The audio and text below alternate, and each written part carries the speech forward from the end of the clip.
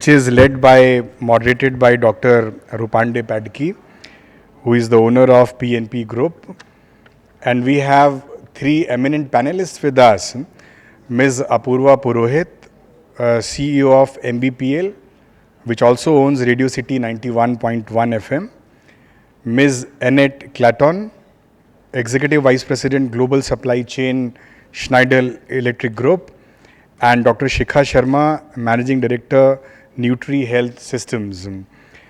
So as I invite the moderator and panelists to join us on the stage, let's hear for the moderator and panelists, please. Dr. Rupande Padki.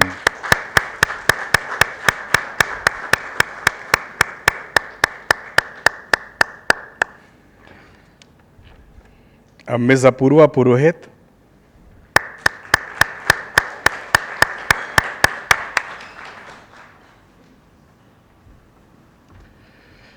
Ms. Annette Claton.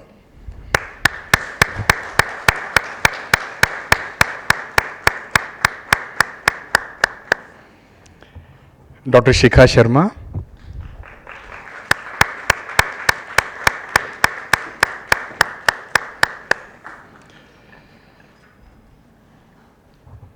So you must have seen the profiles which were there flashed on the screen, and you must have seen all of them have done a lot of work in not only the corporate sector but in society also. The moderator, she leads NGOs, and you all must have seen even in Bangalore, the Bangalore Marathon or Airtel Half Marathon in Delhi. So a lot of social work which they do.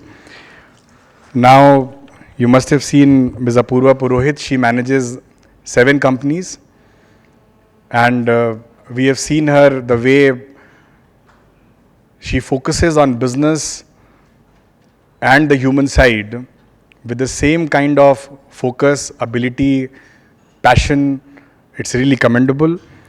Annette, rarely you find people rising so high in the field of manufacturing or supply chain management. It's a privilege to have Annette with us here. Dr. Shikha Sharma, medical doctor by profession, and the kind of experiences she had in life, the way she realized and felt that there are better ways. Using medicine, you can do a lot of good things in people's life. We are really privileged and we are really grateful to each one of you for joining us here today for this panel. And I would humbly request Dr. Padki to lead the session. Over to Dr. Rupande Padki, please.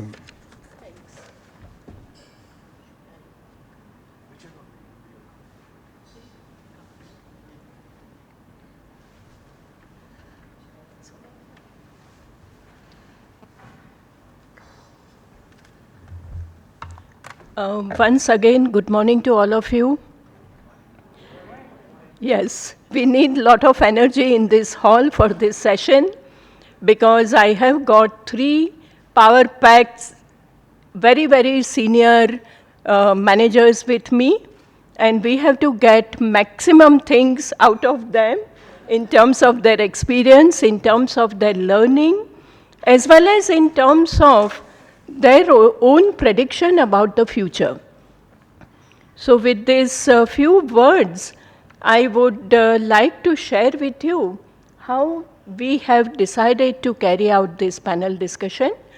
Of course, there will be a couple of questions that I will be asking them, and I would be requesting them to share their practice, their experiences, rather than how it has been done elsewhere in another situation.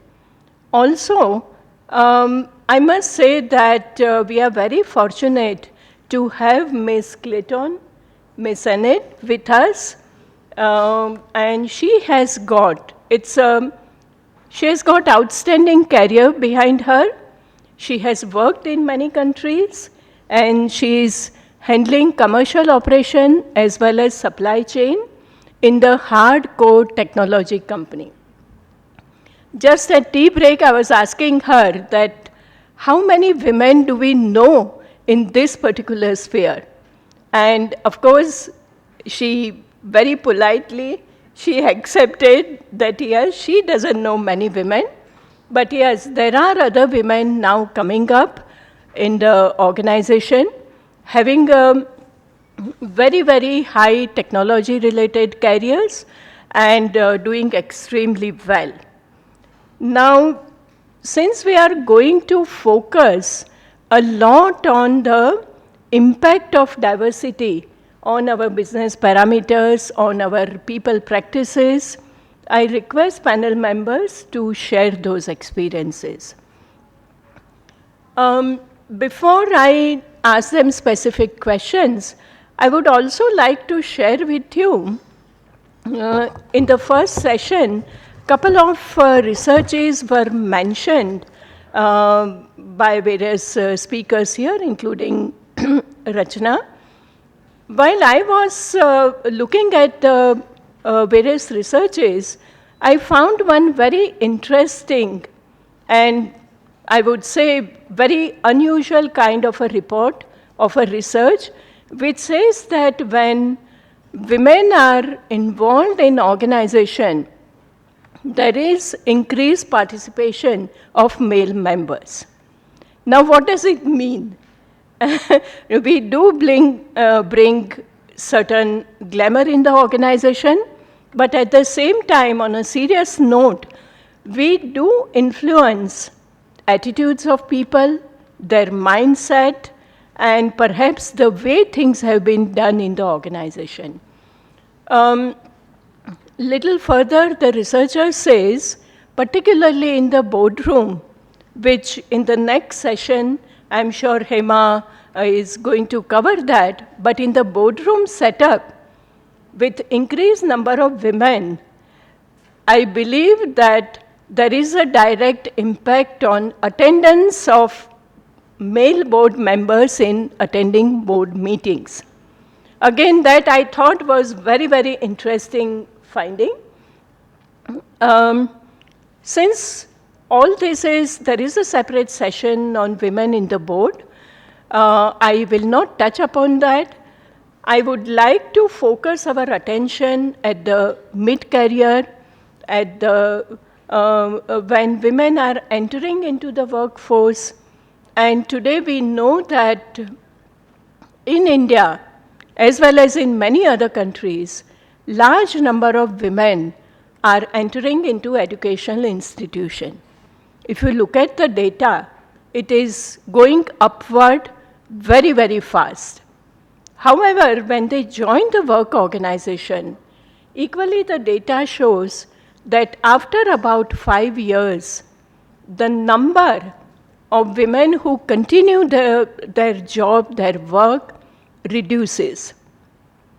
Again, there is an impact on the career, impact because of the family responsibility, and therefore, it's very interesting to know from our panel members that how do we really help these women to move forward so that they can continue contributing to the organization as well as to the society. So in terms of social mobility, which Mr. Chaudhary also touched upon in the morning, that how about large number of women workforce coming from mid-tier cities? What kind of support do they need? What kind of help do they need? What kind of confidence building measures that organizations can provide?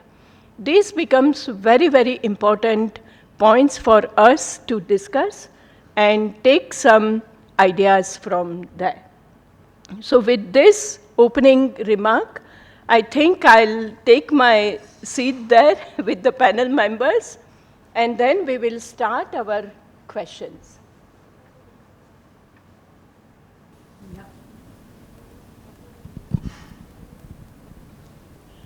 Okay, so let's, can you hear me?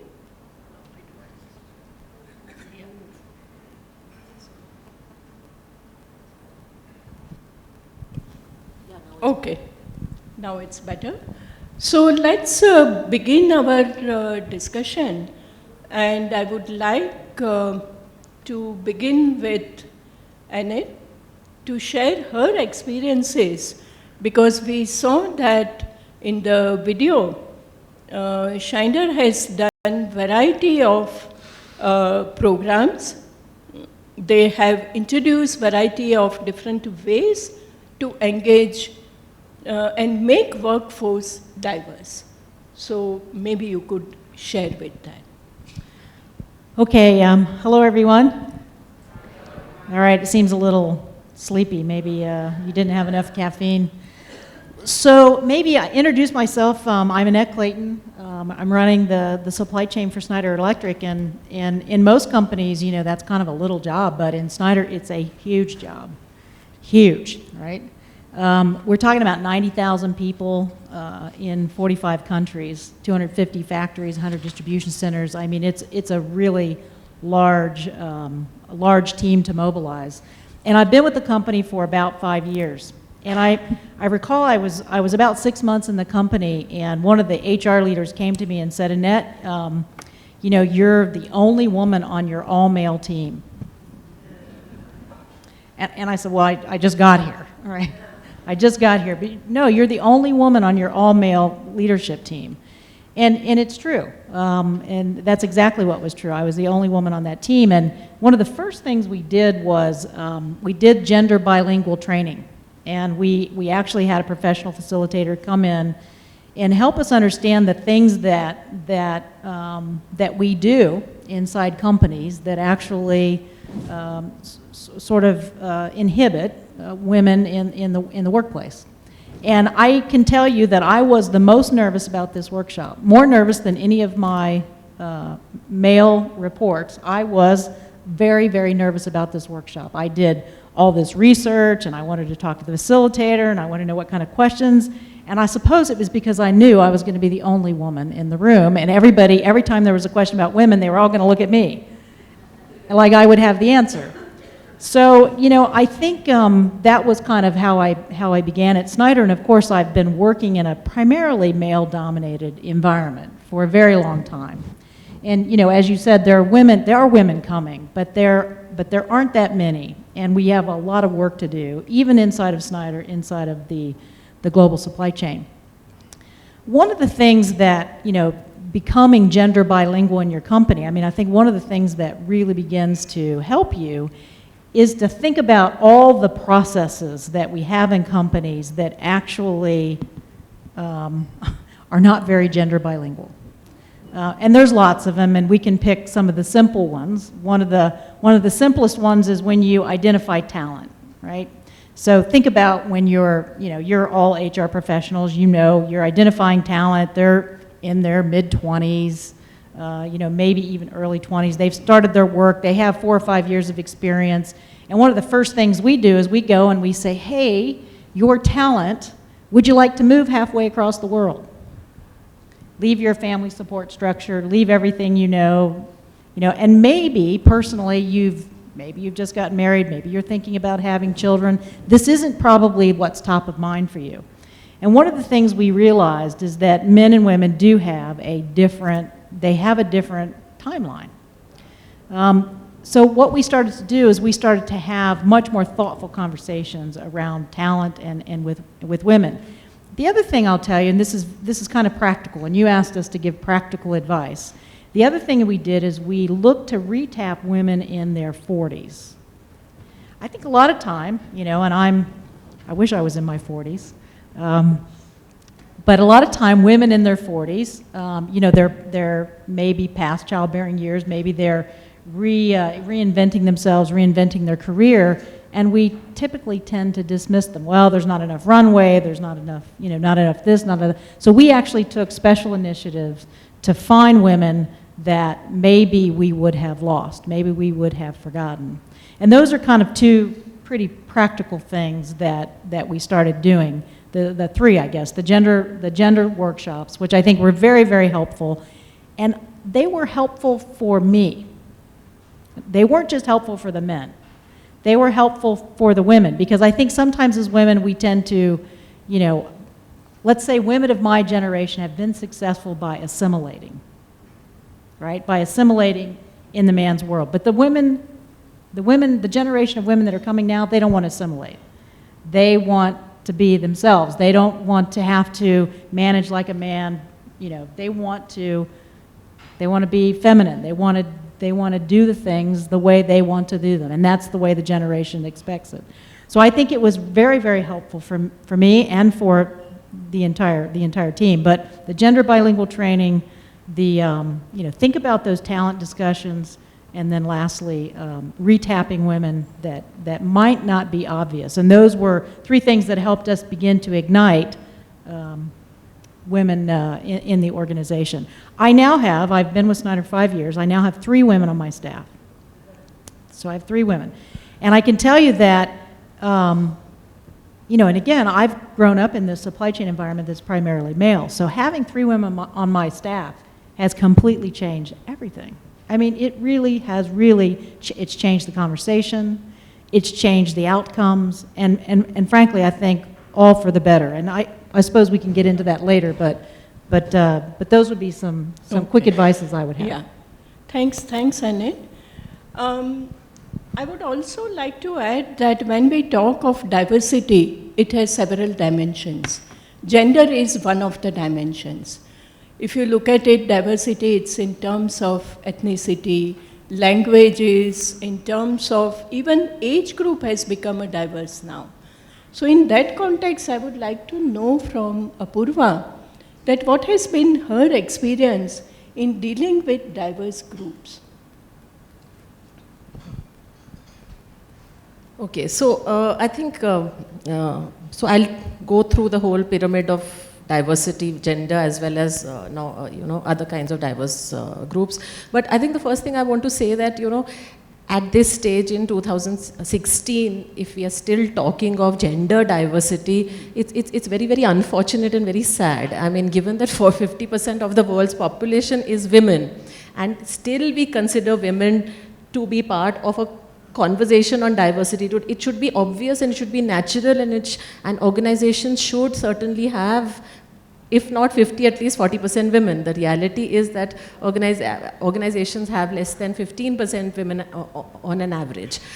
30% women enter the workforce, 15% stay at the middle level, and then 5% grow to lead at senior leadership roles. And indeed, that's why we are sitting and having this conversation, when it should have moved by now to conversation on ethnicity, on generation, on... Yeah, if I can stop you at this point, because there are a lot of men sitting in the audience. Yeah. Maybe I would like to know from men that what Apurva is saying, how do you react to that? Any quick thoughts on that? So before they react, I'll react to, I'll carry on this conversation. Okay. Since you brought in this, I'll just, so a couple of years ago, I was speaking at a very large management school where you assume that the students are of a particular background, they're more evolved, they are more aware of what's happening, etc., etc. And I asked the women, how many of you, so there are 30% women in the student fraternity. I said, how many of you will work after you leave from here? And all of them put up their hands. They said, naturally, ma'am, we've done our MBA, we've spent so much money coming here and studied so hard. All of them put up their hands. And I asked the 70% balanced classmates, their male classmates, so how many of you want working wives? And only 3% put up their hands. Correct. So I think the conversation therefore is not, so I think there are 3 parts to this whole diversity triad. One part is, of course, what organizations are doing, and I think Annette spoke a lot, so I won't dwell on that. I think organizations are doing a humongous amount of work because they do realize that their diversity helps culture, diversity helps the profit motive, etc., etc., etc. The 2 people who are not pushing this enough are women themselves, because I do see that they enter the workforce, they stay there for 5 years, and they're all very enthusiastic and hardworking, etc. Then they fall in love, and then something goes wrong with their mind, then they want to leave their jobs, and then they have kids, and then they go through the challenge of, my baby is crying at home, I don't want to, nothing is worth leaving my crying baby at home, and we keep on telling them that they will outgrow that, babies are crying to manipulate you, do you realize that? when you come to work, they are perfectly fine with them, your mother-in-laws or your mothers or your at daycare, etc., etc. And the third part of this triad, of course, is men. How many men are encouraging their wives, sisters, daughters to stay in the workforce? They're encouraging them to study, but how many of them are saying that, no, you get back to work, I will support you at home? And I think that's really where the conversation, at least on gender diversity, coming to your specific question on, diverse groups, I think we haven't moved very far, at least in, the specific race, ethnicity, etc. Though, of course, India being the kind of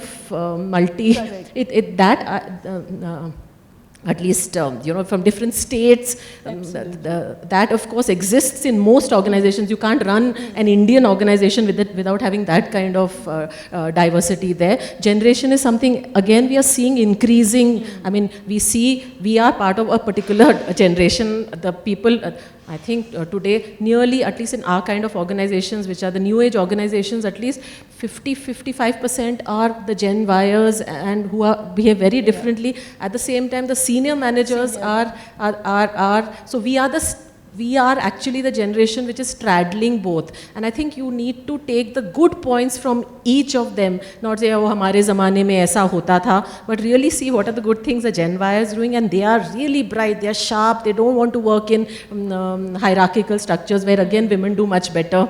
They want to work in projects, and then there is the experience of our senior managers. So it's up to us, the straddle